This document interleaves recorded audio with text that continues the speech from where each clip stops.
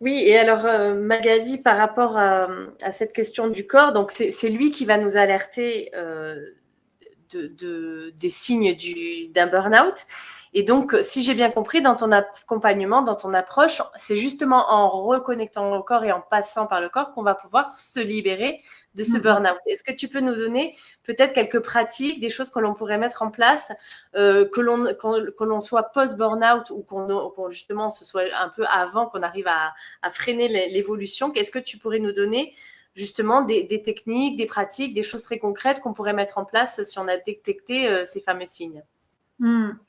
La première chose, moi, que je vais conseiller, enfin conseiller, je ne sais pas si c'est un conseil, mais c'est la pratique du yoga.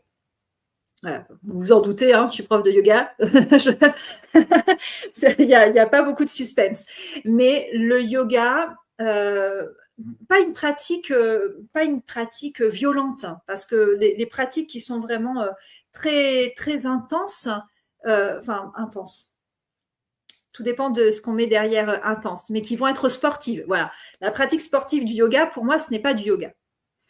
Le yoga, c'est quelque chose qui doit être doux, qui n'est pas dans la démonstration.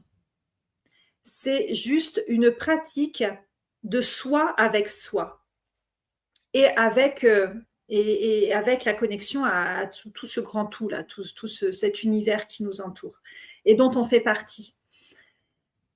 Quand on pratique le yoga de manière douce, ça nous permet de rééquilibrer rééquilibrer tout ce système neurophysiologique qui est en berne.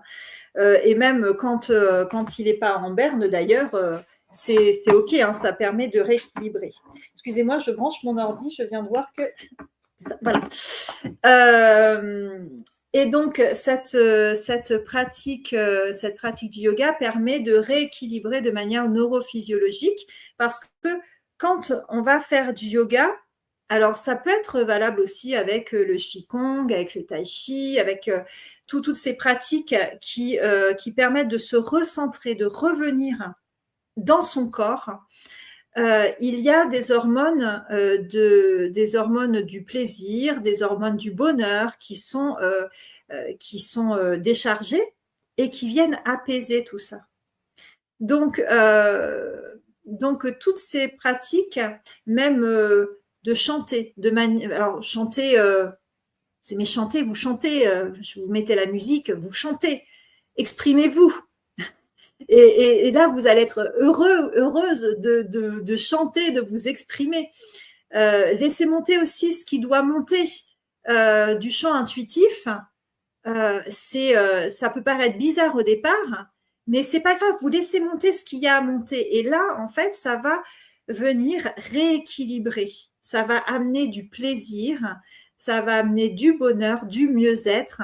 Et à force de pratiquer, eh bien, vous allez pouvoir apaiser le mental, apaiser le corps grâce à ce rééquilibrage. Voilà. Je ne sais pas si j'ai répondu complètement à la question. Ouais. Très bien. Après, j'imagine que chacun peut trouver sa discipline de prédilection, dans le sens, si j'ai bien compris, d'être quand même dans quelque chose de doux, parce qu'évidemment, on a un corps qui est en surchauffe et on ne va pas se stresser encore plus avec du sport intense. Et aussi, dans tes mots, j'entendais un peu, quand tu parlais du chant, le côté libération, finalement, des activités qui vont nous permettre de libérer ce trop-plein, justement, ces émotions qui n'ont pas été exprimées ou ce ras-le-bol qu'on n'a pas exprimé, etc. Ça va être des activités comme ça de libération, du coup. Oui, tout à fait. Et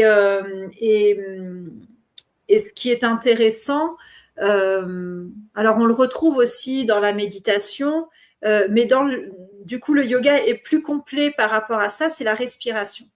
Le retour à la respiration. La respiration, c'est le corps. La respiration, c'est la vie. Et quand on apprend à respirer, on apprend aussi à libérer notre diaphragme. Et c'est là aussi que le chant est très intéressant pour ça, parce que le chant ne se ferait pas sans le souffle.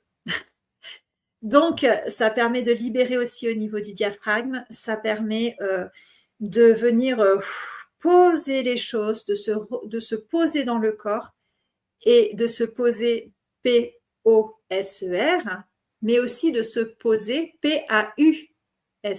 Donc, prendre une pause. Et comme je vous ai expliqué tout à l'heure, quand on arrive en burn-out, ou même juste avant le burn-out, dans notre système nerveux autonome, le mode survie est suractivé. Par contre, le mode récupération, lui, est inhibé. Donc, on ne prend pas le temps de prendre des pauses. Donc, c'est important dans toute pratique, quelle qu'elle soit, et par pratique, c'est aussi dans votre quotidien, en fait, dans le quotidien, de s'accorder des moments de pause. Et quand je vois arriver les nouveaux élèves dans les cours de yoga, eh bien, souvent, ils ont du mal avec les temps de pause. Je les vois qui regardent comme ça, là, alors qu'on est. Ouais, mais je suis debout, je fais quoi? Bah, tu reviens à ta respiration. Ouais, mais ouais, ok, d'accord. Mais parce qu'ils ne sont pas habitués. C'est quoi la pause? Pourquoi? À quoi ça sert? Et puis progressivement, au fur et à mesure que le temps passe, eh ben, ils sont là, les yeux fermés. Ils sont bien, en fait, parce qu'ils ont appris à se respecter davantage et à se permettre des moments de pause.